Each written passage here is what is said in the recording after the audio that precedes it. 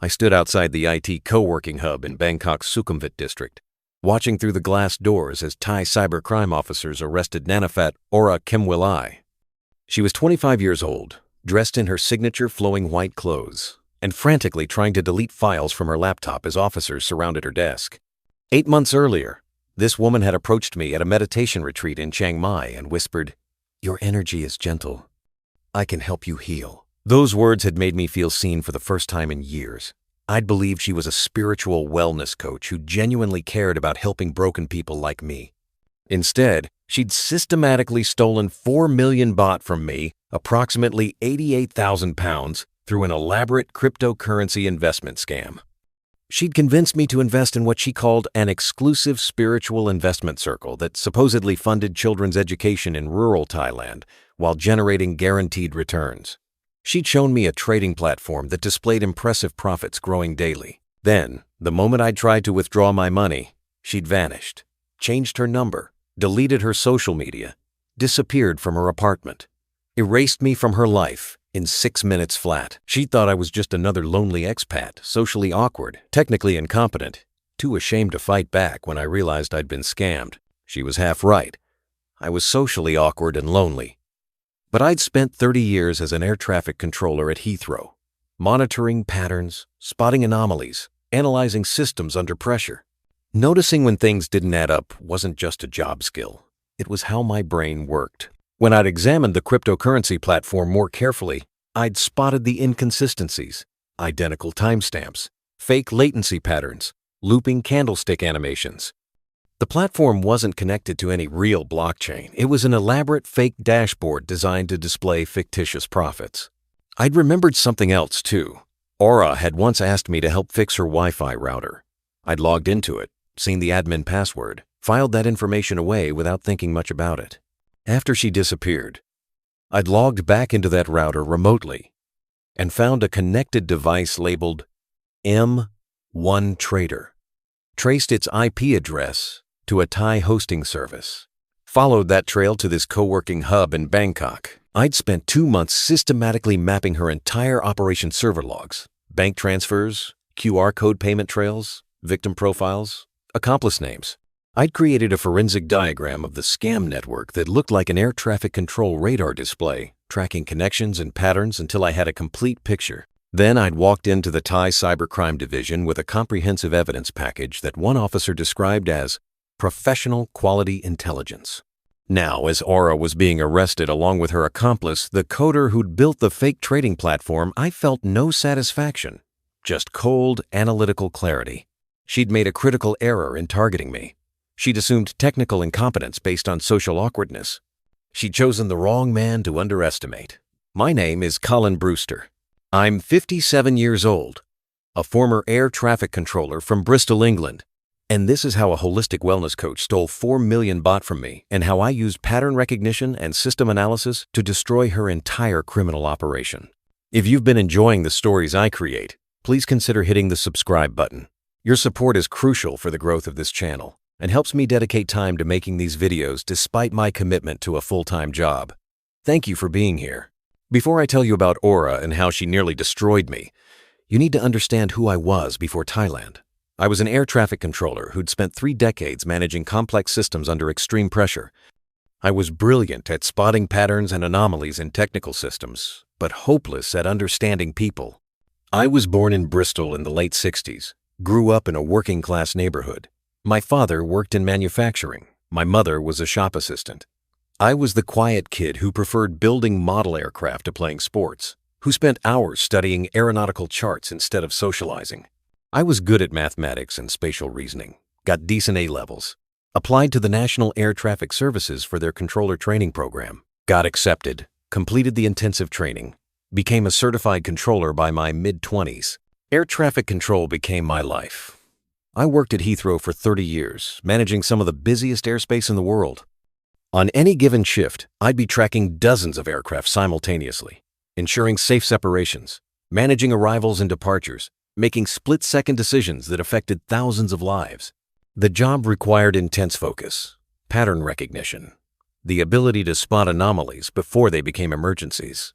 You had to see the whole system, understand how pieces moved in relation to each other, predict problems before they manifested. I was exceptional at it. My supervisor said I had an intuitive grasp of traffic flow, could spot potential conflicts earlier than other controllers, stayed calm under pressure when others panicked. But the job took its toll. The stress was relentless. Every shift was high-stakes decision-making with zero room for error. One mistake could kill hundreds of people. That pressure accumulates over years, even for controllers who never make serious errors. I never married. Had a few relationships in my 20s and 30s, but they never lasted. I was too focused on work, too socially awkward outside the structured environment of the control tower, too uncomfortable with emotional vulnerability. By my early 50s, I was alone. No wife, no children, no close friends beyond work colleagues.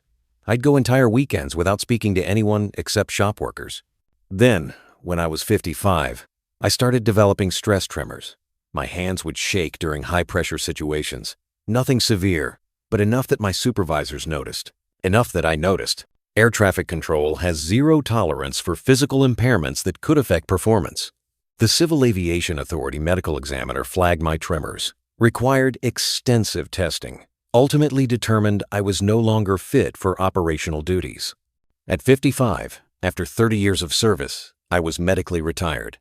They offered me a generous package compensation, full pension benefits, health care coverage. I wasn't financially destroyed, but I was professionally finished. I walked away with approximately £320,000 in savings and investments, plus a pension that would pay about £2,000 monthly.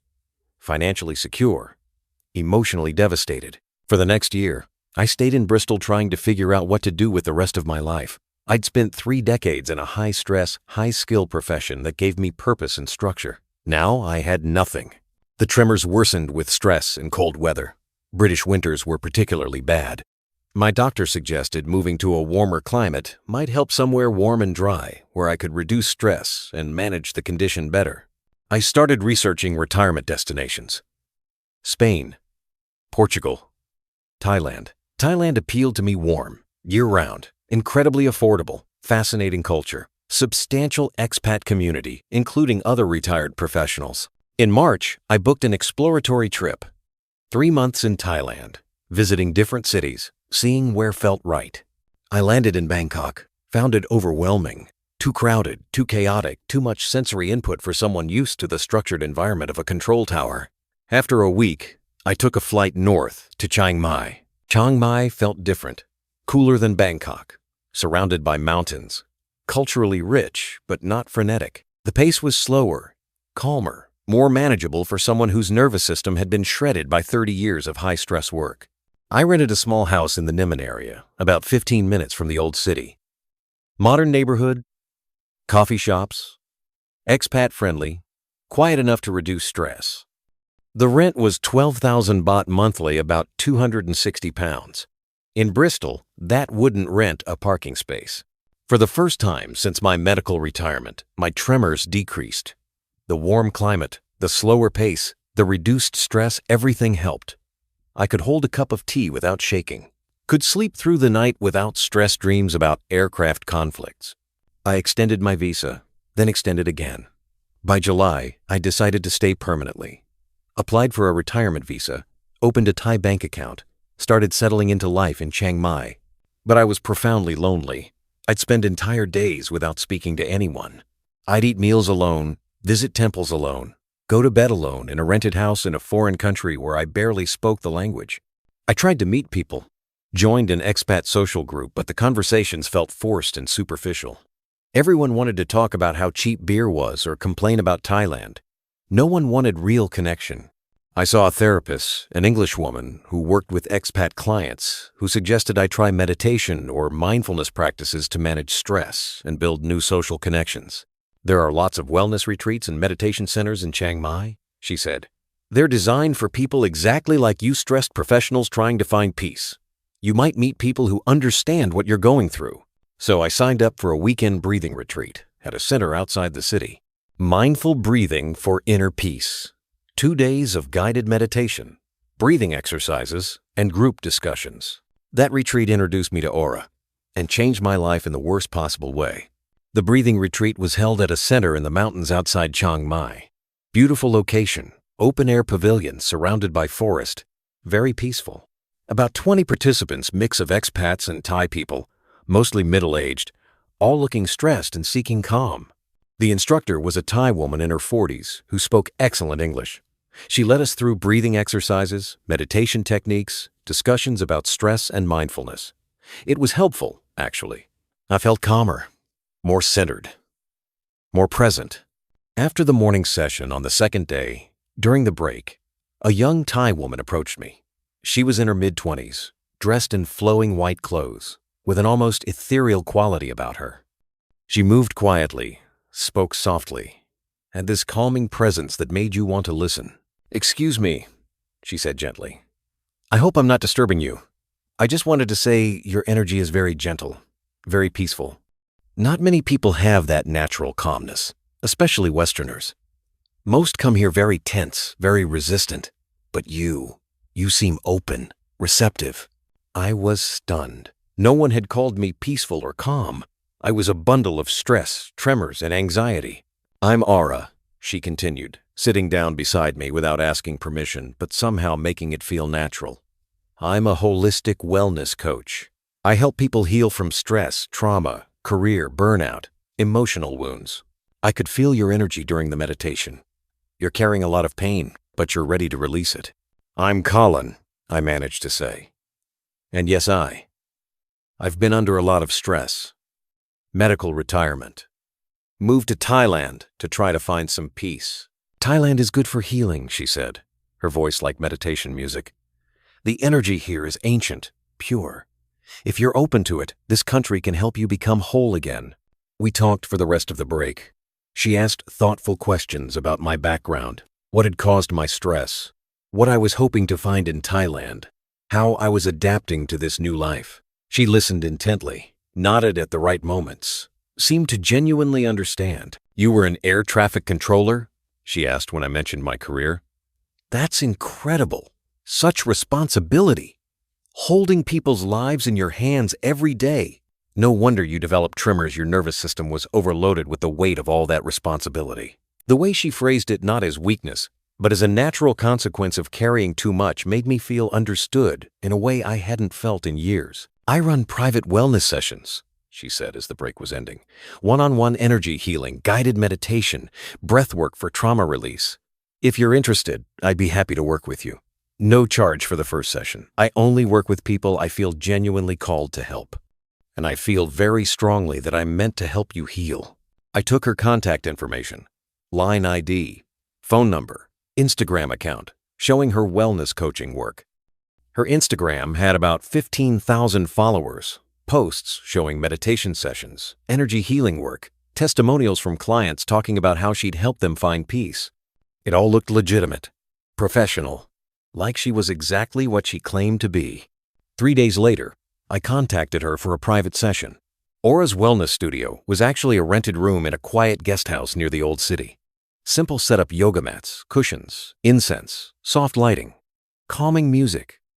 It felt genuine, unpretentious, exactly what you'd expect from a spiritual practitioner focused on healing rather than profit. Our first session lasted 2 hours. She guided me through breathing exercises, meditation, what she called energy alignment work, which mostly involved lying quietly while she moved her hands above my body, supposedly manipulating energy flows. I'm naturally skeptical of spiritual practices. Decades of technical training make you question things that can't be measured or proven. But there was something calming about the ritual, about having someone focused entirely on my well-being, about the structured practice. "You're holding so much tension in your body," she said during the session. "Decades of stress, stored in your muscles, your nervous system. We need to release it slowly, gently. This will take time, but I can help you." After the session, we had tea. She asked more about my life, family, relationships, what I was looking for in Thailand. "I don't have family, really," I admitted. "Parents passed away years ago. No siblings. Never married, no children. It's just me." "You must be lonely," she said with such genuine sympathy that it made my chest ache. "Loneliness is one of the deepest wounds. Humans aren't meant to be alone. We're meant to have connection, community, love. I've never been good at those things. I'm too awkward, two in my head. I understand systems and patterns, but people are complicated. You're not awkward, she said firmly. You're thoughtful, careful, intelligent. Those are beautiful qualities. You just haven't met people who appreciate them. It was exactly what I needed to hear. After years of feeling invisible, inadequate, socially incompetent, someone was telling me I was actually valuable. We met 3 more times over the next 2 weeks, always for wellness sessions, but increasingly they felt more like friendship. She'd share details about her life growing up in Royet, moving to Chiang Mai to escape poverty, teaching herself wellness practices, building a client base through social media. Most of my income comes from online meditation retreats now, she explained. I run virtual sessions for people around the world. It's modest income, but enough to live simply. I don't need much, just enough to help people and support some children's education projects I fund in Eisen. Children's education projects? I asked. Yes. I sponsor several children from poor families in Royet, pay their school fees, buy uniforms and books, help them stay in education instead of having to work. It's my way of giving back to the community that raised me. That detail, the selfless charity work, made her seem even more genuine. She wasn't just a wellness coach. She was someone who actually cared about making the world better. By our 5th session, about 3 weeks after we'd met, our relationship had shifted into something more personal. After the meditation work, we'd go get dinner together. She'd show me temples I hadn't visited, introduce me to local vegetarian restaurants, talk about Buddhism and Thai culture. One evening, after dinner at a quiet restaurant, she took my hand across the table. Colin, I need to tell you something. I don't do this with clients ever. I maintain very strict professional boundaries. But with you, I feel something different. Something genuine. I think I'm developing feelings for you. My heart hammered in my chest. I feel that too, but you're so much younger than me. I'm 57. You're what, 25? 25, she confirmed. But age doesn't matter when 2 souls connect. You're the kindest man I've met in Thailand. You treat me with respect. Listen when I talk. Care about my thoughts and dreams. Most foreign men just see Thai women as objects. But you see me as a person. That night, she came back to my house. We became intimate, and it felt meaningful, not casual. Afterward, lying in bed, she talked about the future. I've been thinking about expanding my wellness work, she said. Moving beyond just meditation sessions. There's so much suffering in the world, so many people who need healing, but my resources are so limited. If I had more funding, I could help so many more people. What kind of expansion? I asked.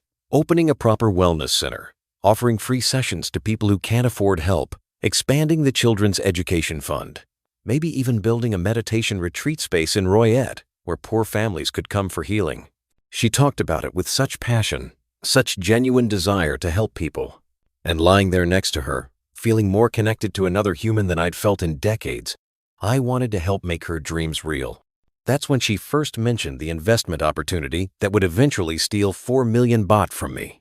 About a week after we'd become intimate, Aura mentioned something called conscious investing during one of our evening conversations.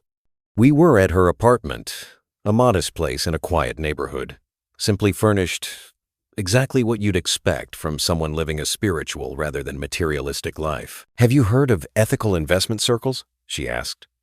Groups of people who invest money not just for profit, but to create positive change in the world? Like socially responsible investing? I said. I've heard of it. Companies that screen out weapons manufacturers or environmental polluters. Similar, but more direct. These are small, private investment groups where everyone contributes funds, and the returns are used partly for profit and partly for charitable projects. So you're making money while also doing good in the world. She explained that she was part of a spiritual investment circle run by some Buddhist business people in Bangkok. They invested in ethical businesses, organic farms, ecotourism projects, educational technology for rural areas, and donated a portion of profits to temples and schools. The returns are very good, she said. Much better than banks. Last year, investors made about 18% returns. And knowing your money is funding positive projects, it feels good. It's abundance with purpose. 18% returns.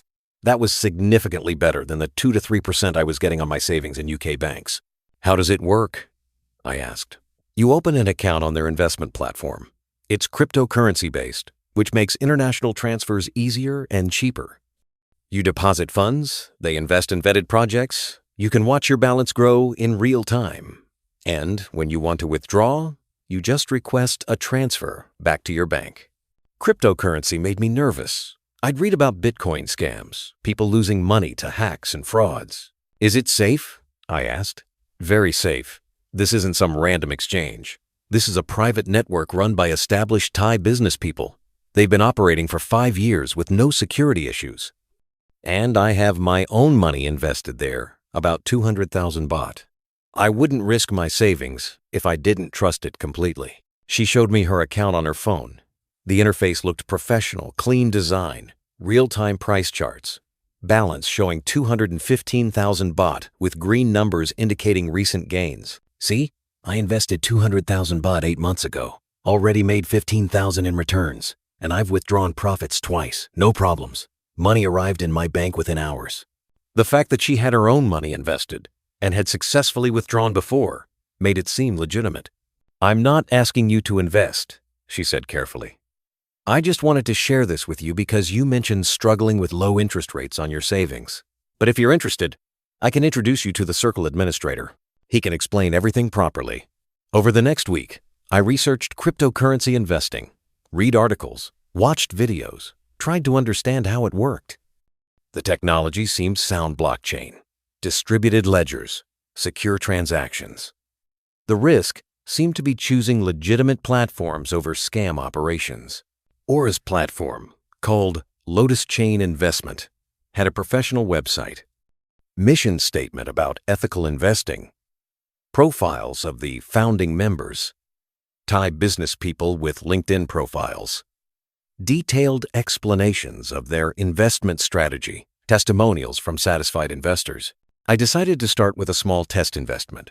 If it worked, great. If not, the loss would be manageable. I told Aura I wanted to try it. She was excited but cautious. Start small, she advised. Just invest what you're comfortable potentially losing. See how it feels. Watch the platform for a few weeks. Then decide if you want to add more. She helped me set up an account on Lotus Chain Investment. The process seemed legitimate. Identity verification, linking my Thai bank account, setting up security protocols. The platform interface looked professional, similar to banking apps I'd used. In late August, about 2 months after meeting Aura, I made my first deposit, 200,000 baht, approximately 4,400 pounds, about 3% of my total savings. Small enough to be careful, large enough to generate meaningful returns if the 18% figure was accurate. The money transferred from my bank instantly. Within minutes, my Lotus Chain Investment account showed 200,000 baht balance.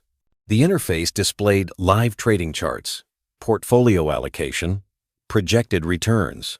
Now just watch it for a while, Aura said. You'll see the balance fluctuate as they trade, sometimes up, sometimes down. But overall trend should be positive. Give it a month before deciding whether to add more. For the first week, I checked the account obsessively.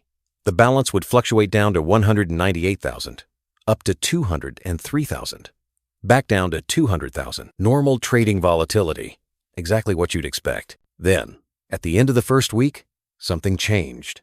The balance suddenly jumped to 212,000 baht, 6% gain in 1 week. I called Aura. The account just went up 12,000 baht. Is that normal? Yes, they must have closed a successful trade. That happens sometimes. Gains come in chunks when they exit profitable positions. Congratulations. Over the next month, the pattern continued. The balance would slowly climb, then suddenly jump, then slowly climb again. By the end of September, my account showed 236,000 baht, 18% gain in 5 weeks. I was stunned. This was real. The platform worked. The returns were exactly as Aura had described. Are you ready to increase your investment? She asked when I showed her the results. I was. In early October, I deposited another 600,000 baht, approximately 13,200 pounds. My total investment was now 800,000 baht. Within 2 months, that balance had grown to 920,000 baht, 15% gain on the larger amount. I was making more money in cryptocurrency than I'd ever made in traditional savings accounts. And I was doing it while funding ethical businesses that helped people. By December, I'd become completely confident in the platform. Made a third deposit, 1,200,000 baht, approximately 26,400 pounds. My total investment was now 2 million baht. And that's when Aura mentioned the special opportunity that would cost me everything. In early January, Aura told me about an exclusive investment opportunity available only to long-term members of the Lotus Chain Circle. A major project building an eco-resort in Koh Samui that would employ local people and operate on renewable energy. They're looking for 10 investors to contribute 2 million baht each, she explained. In exchange, you get preferred shares in the resort project. The projected returns are extraordinary, potentially doubling your investment within 2 years. Plus, you'd be creating sustainable employment for Thai families. 2 million baht, about 44,000 pounds. Combined with what I already had invested, that would be 4 million baht total, about 88,000 pounds. More than a quarter of my savings.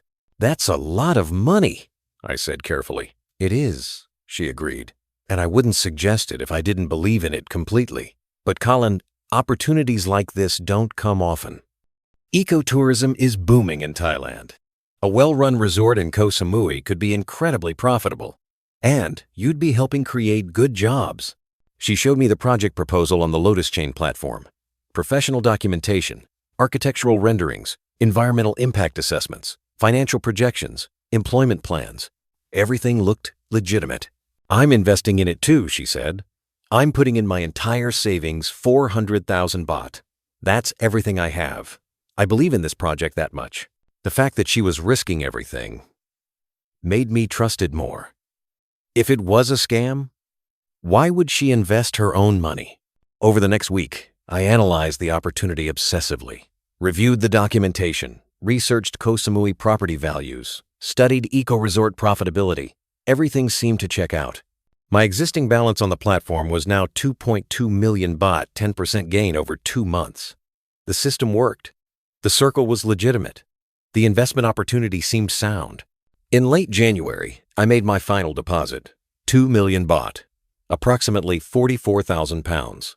My total investment in Lotus Chain was now 4.2 million baht, about 92,000 pounds. The platform showed my portfolio allocated across various investments, with the 2 million baht eco-resort investment listed as pending project launch. You're going to be so glad you did this, Aura said when I confirmed the transfer. In 2 years, that 4 million could be 8 million. You'll have financial security for the rest of your life. And you'll have helped create something beautiful. For 2 weeks, everything seemed fine. My portfolio balance continued growing slowly. 4.2 million became 4.3 million. The eco-resort investment showed project development in progress. Then, in early February, I decided I wanted to withdraw some profits. Not a large amount, just 100,000 baht to test that the withdrawal process still worked as smoothly as Aura had demonstrated months earlier. I clicked the withdrawal request button on the Lotus Chain platform, entered 100,000 baht, selected my Thai bank account, confirmed the transaction.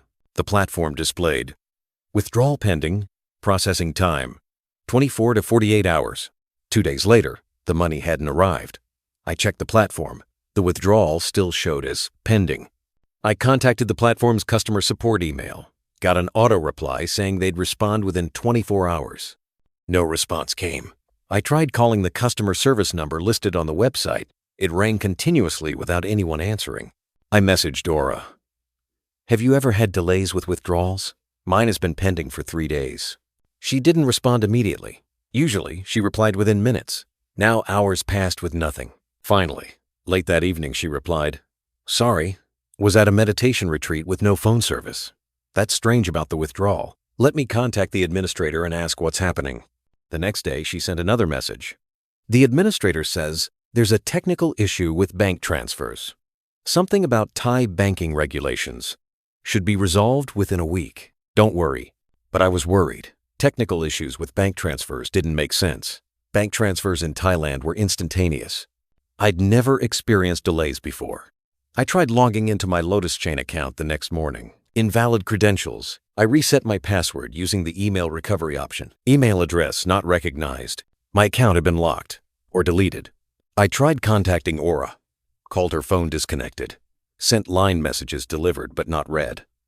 Checked her Instagram profile had disappeared. I went to her apartment. The landlord said she'd moved out 2 days earlier, paid to break the lease early, left no forwarding address. She was gone. Completely vanished.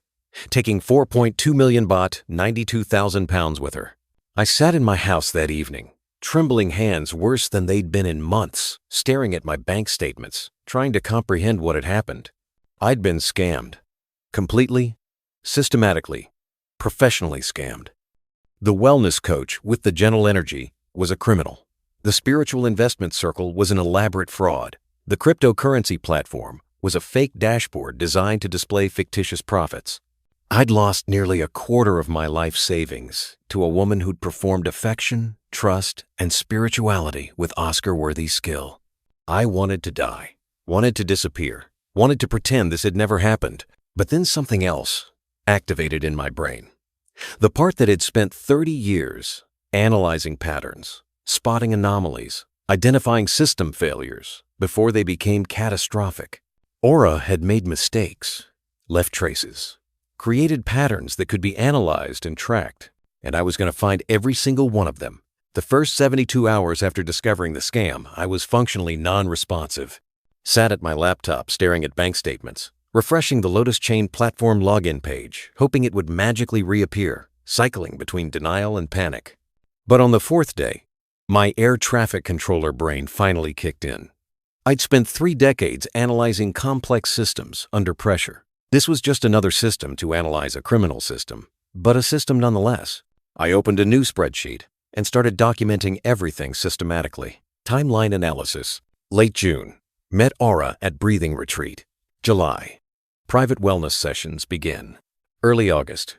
Relationship becomes intimate. Late August.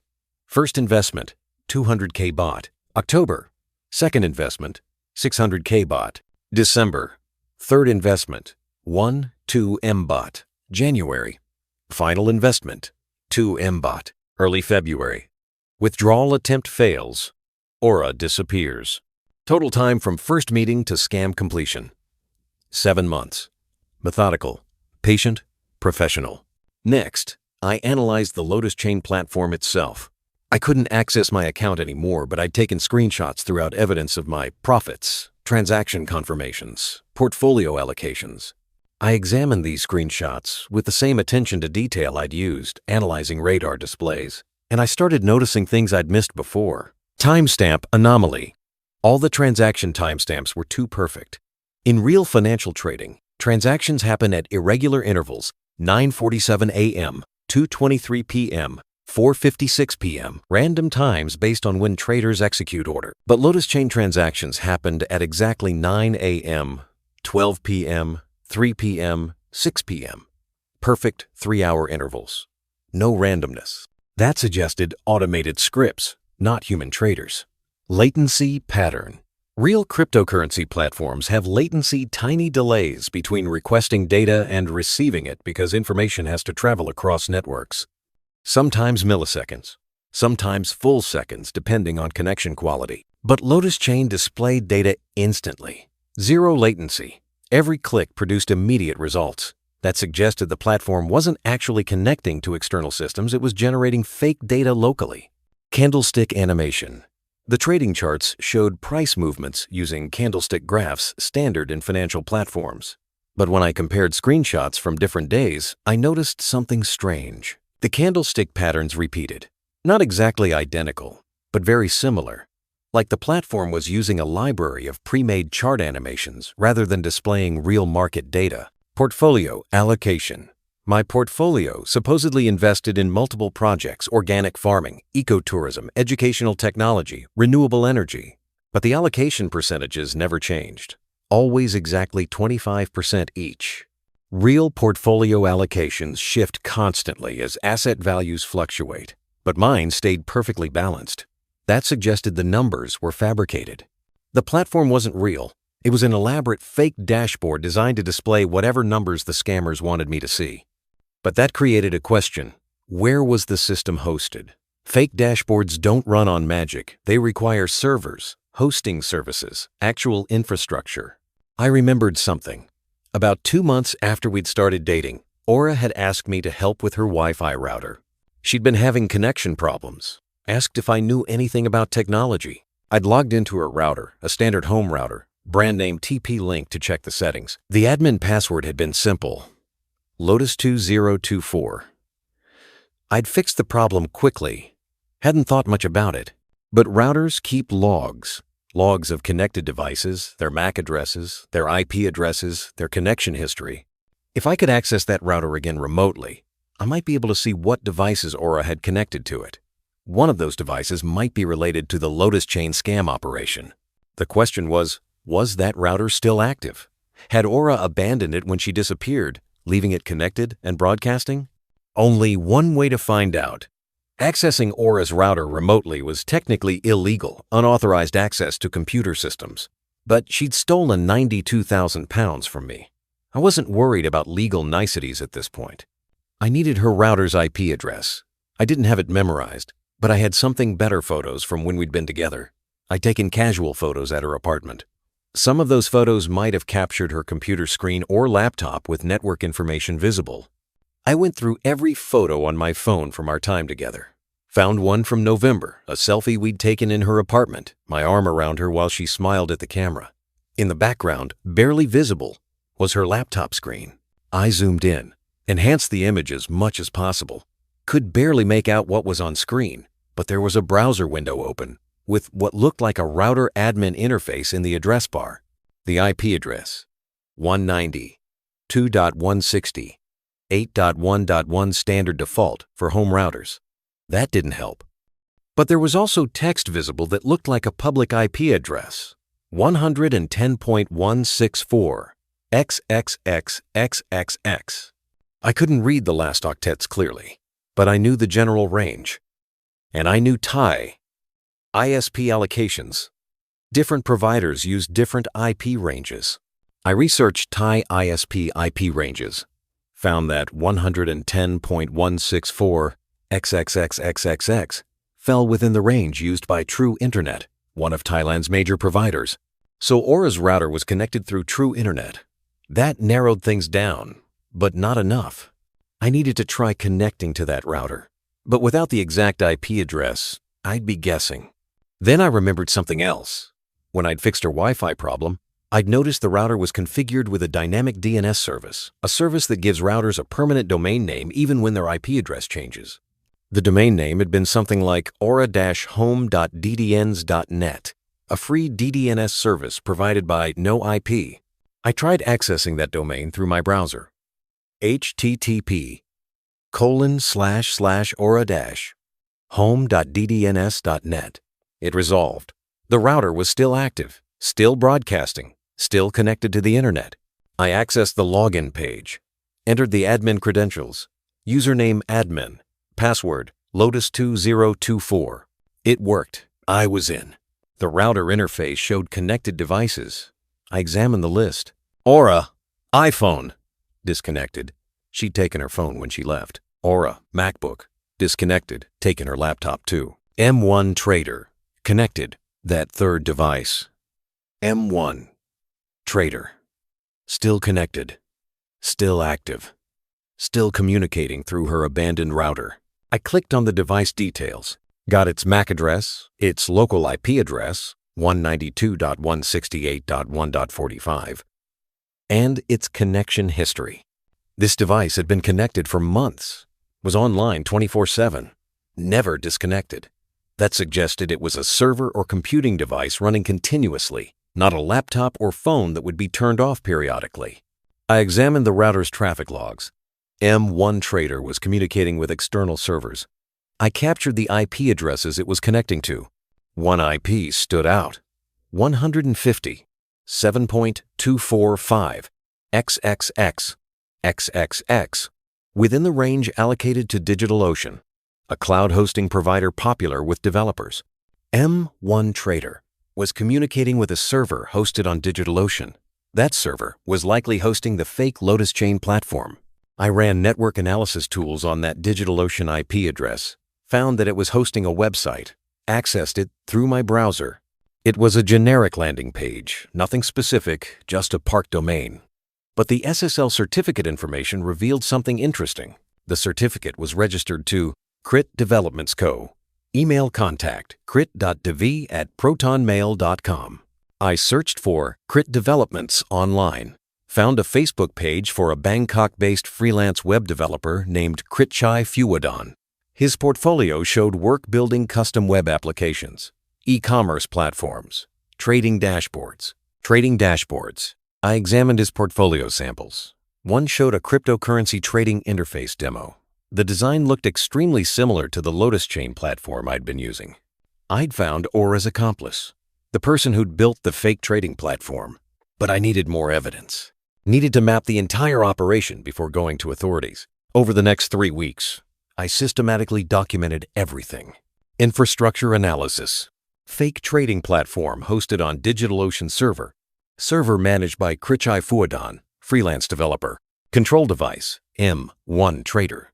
Still connected to Aura's abandoned router. Platform designed to display fake portfolio data and trading activity. Financial trail. My bank transfers went to a Thai bank account registered to Lotus Investment Partners Co. Corporate registry search showed company registered to Phonica Kamwilai, Aura's real name. Same bank account had received transfers from multiple other sources, likely other victims. Social media analysis. Found Aura's real Facebook profile under name Phonica Kamwilai. Private profile, but mutual friends, visible. Many mutual friends were Western men, probably other victims. Check-ins at luxury locations in Bangkok and Pattaya. Pattern recognition. Aura's Instagram wellness content had been largely stolen. Reverse image search showed many photos copied from other wellness coaches.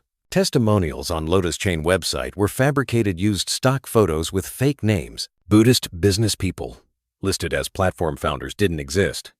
LinkedIn profiles were fake. By late March, I had comprehensive documentation of the scam operation. But I needed one more thing, evidence of other victims. I created a fake Facebook profile, middle-aged Western man, generic photos, claimed to be planning to move to Thailand. I sent friend requests to the Western men who were mutual friends with Aura's real profile. Several accepted. I messaged them carefully. Hey mate, random question, do you know Phonica Kamwilai? I met her at a wellness retreat and she mentioned some investment opportunity. Seemed too good to be true. Wanted to check if anyone had experience with it. 3 men responded. All had been scammed. All had lost money on Lotus Chain investment.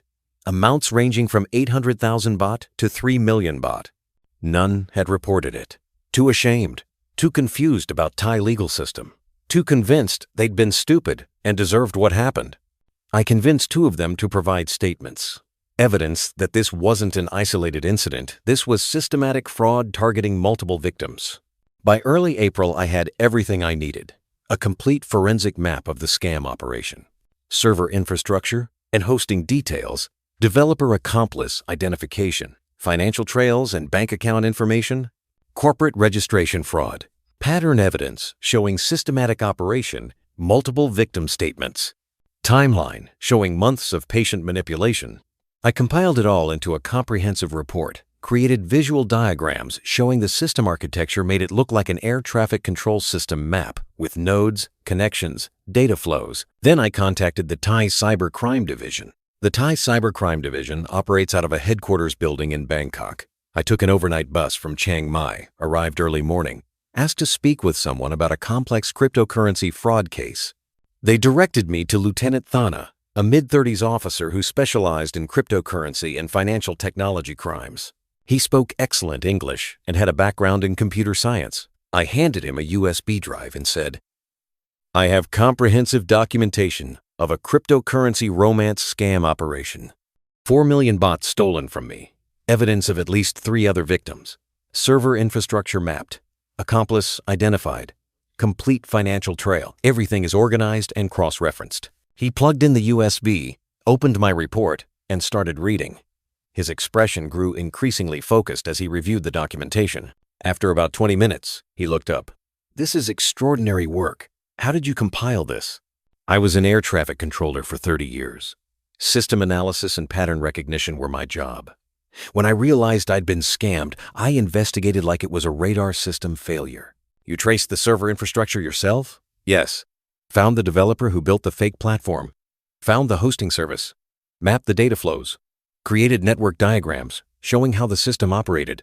He reviewed the diagrams, my air traffic control style system maps showing servers, connections, money flows, victim patterns. This is professional-level digital forensics, he said. Most fraud victims come to us with emotional complaints and bank receipts. You've given us a complete investigation. I walked him through everything. How Aura had targeted me at a wellness retreat. How she'd built trust through spiritual guidance and performed affection. How she'd introduced the investment platform gradually. How she'd shown fake profits to build confidence. How she'd encouraged larger investments. How she'd vanished the moment I tried to withdraw. And you found other victims? Thana asked. 3 confirmed. Willing to provide statements. Likely many more who haven't come forward due to shame. The bank account records would show all incoming transfers. He examined the financial documentation, my bank transfer records, corporate registry information, patterns suggesting multiple funding sources. Did you access her router and server systems illegally? He asked carefully. I accessed a router I'd previously been given permission to access when fixing her Wi-Fi. The admin credentials hadn't been changed. The device I found connected to that router M1 trader led me to the server infrastructure. Arguably unauthorized access, but in context of investigating ongoing fraud committed against me, potentially defensible as self-help investigation. He nodded. Thai law generally accepts evidence of ongoing crimes discovered by victims through reasonable investigation. We can work with this. Over the next 2 hours, I walked Lieutenant Thana and 2 other cybercrime investigators through the complete operation, showed them the fake platform design, explained the timestamp anomalies I'd noticed, demonstrated the lack of actual blockchain connectivity, identified the developer accomplice. Do you know where the primary suspect currently is? Thana asked. Her Facebook check-ins show Bangkok and Pattaya locations. Most recent check-in was at a luxury mall in Bangkok 3 days ago. She's still operating, probably targeting new victims. And the accomplice? The developer? His Facebook shows he works from a co-working space in Sukhumvit, advertises freelance web development services. The investigators consulted. Then Thana said, "We'll execute coordinated arrests. The developer first. We need to seize the server systems before they can be wiped. Then the primary suspect. We'll also need formal statements from you and the other victims." I provided contact information for the 2 other victims who'd agreed to testify. How quickly can you move? I asked. Within 48 hours. We need to coordinate with prosecutors, prepare warrants, organize the technical team to seize server infrastructure. But this case is strong, very strong. The evidence you've provided makes prosecution straightforward. 2 days later, I received a call from Lieutenant Thana. We're executing arrests this morning. Would you like to be present? As a courtesy for the investigative work you provided. Yes, I said immediately. I want to see her face when she realizes she's finished. I met the cyber crime team at a staging location near the Sukhumvit co-working space. Plainclothes officers, technical specialists with equipment for seizing digital evidence, prosecutors reviewing the warrant. We hit the developer first, Thana explained. Seize his computers and the server systems. Once we have that evidence secured, we move on the primary suspect.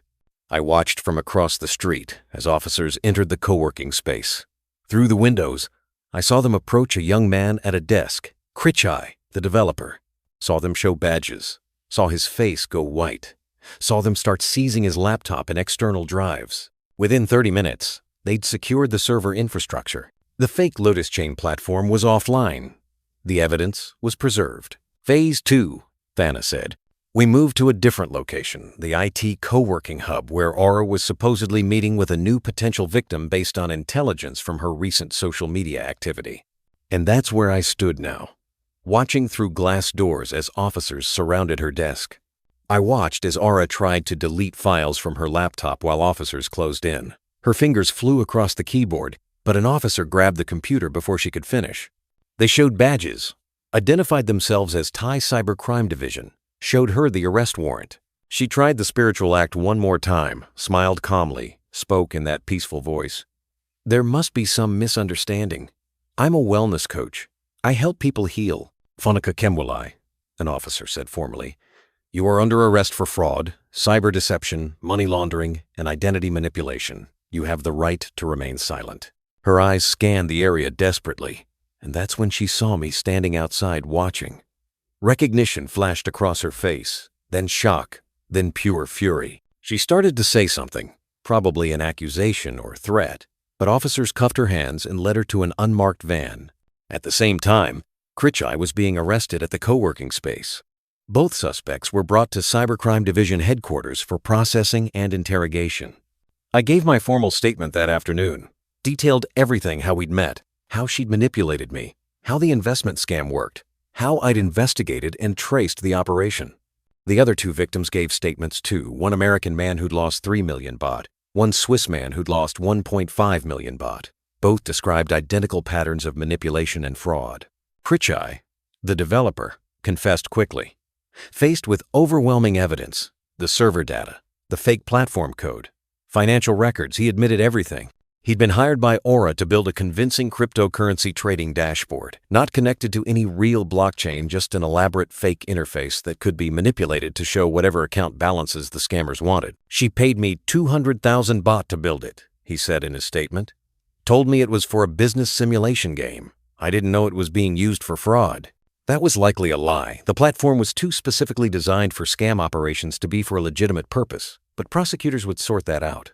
Aura refused to confess initially, maintained that the investment circle was real, that she was a victim herself, that there must have been some technical problem with withdrawals. But investigators searched her apartment and found damning evidence.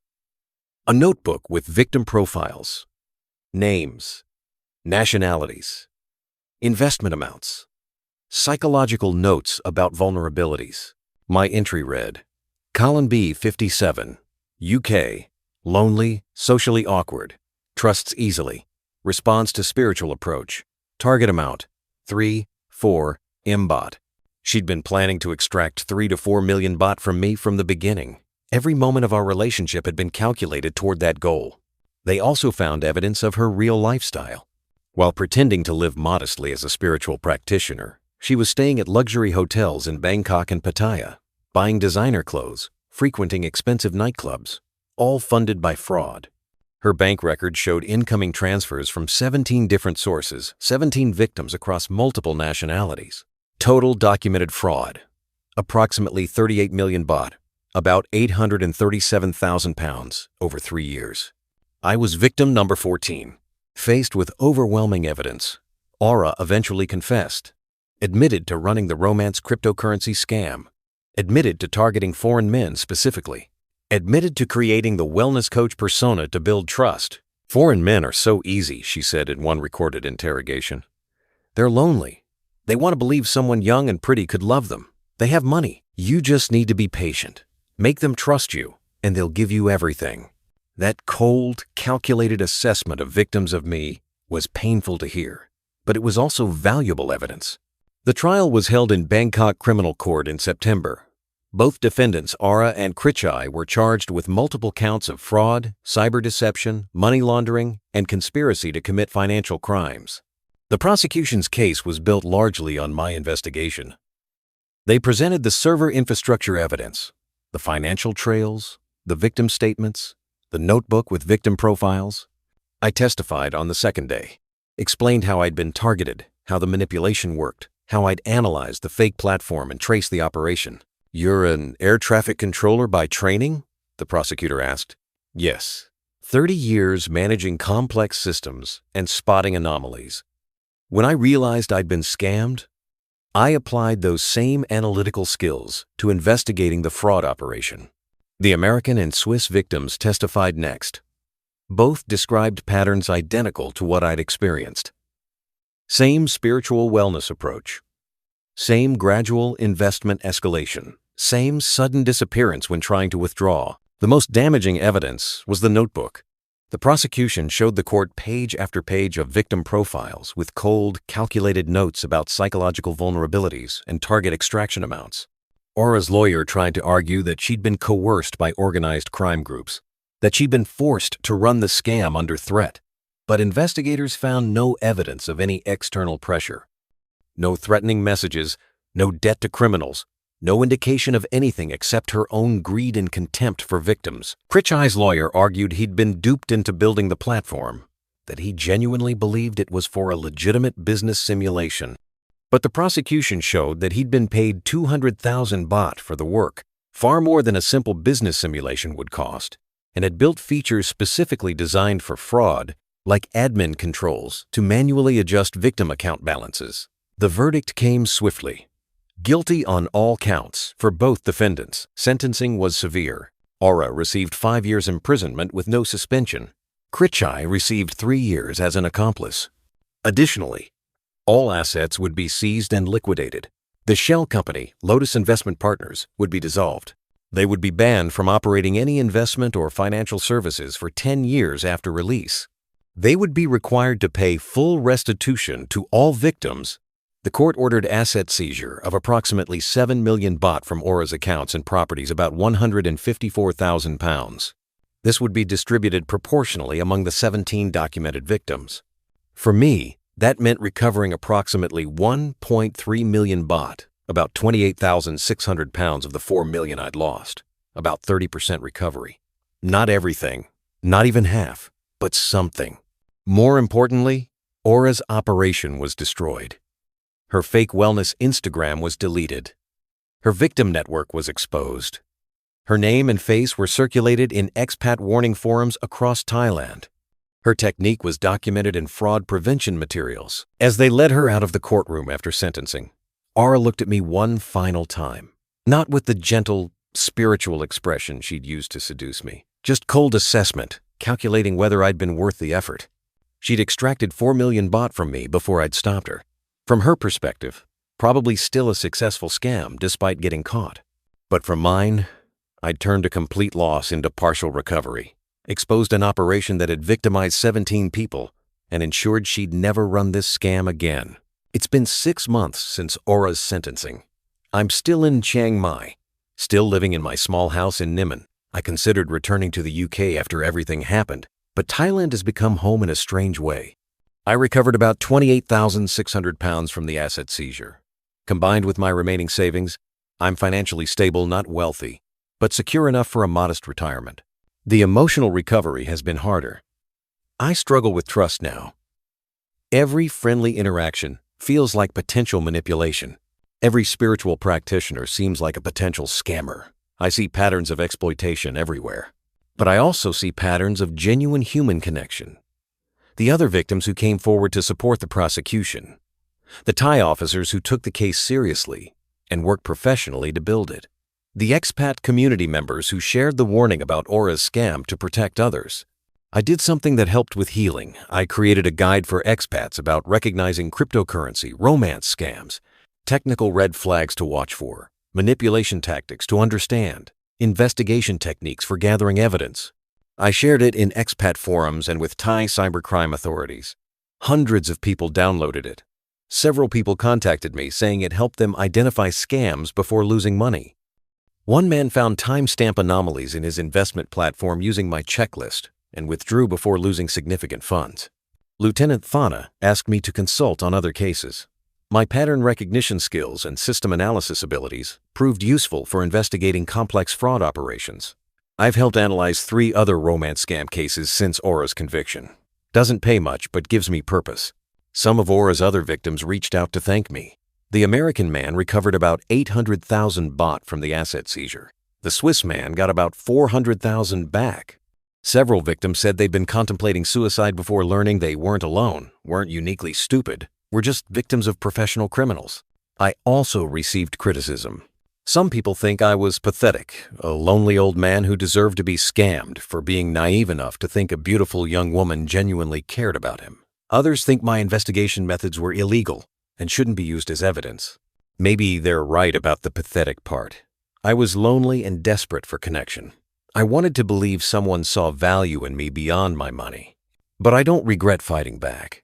I used the skills I developed over 30 years, pattern recognition, system analysis, methodical investigation to expose a criminal operation that had destroyed multiple lives and stolen over 800,000 pounds.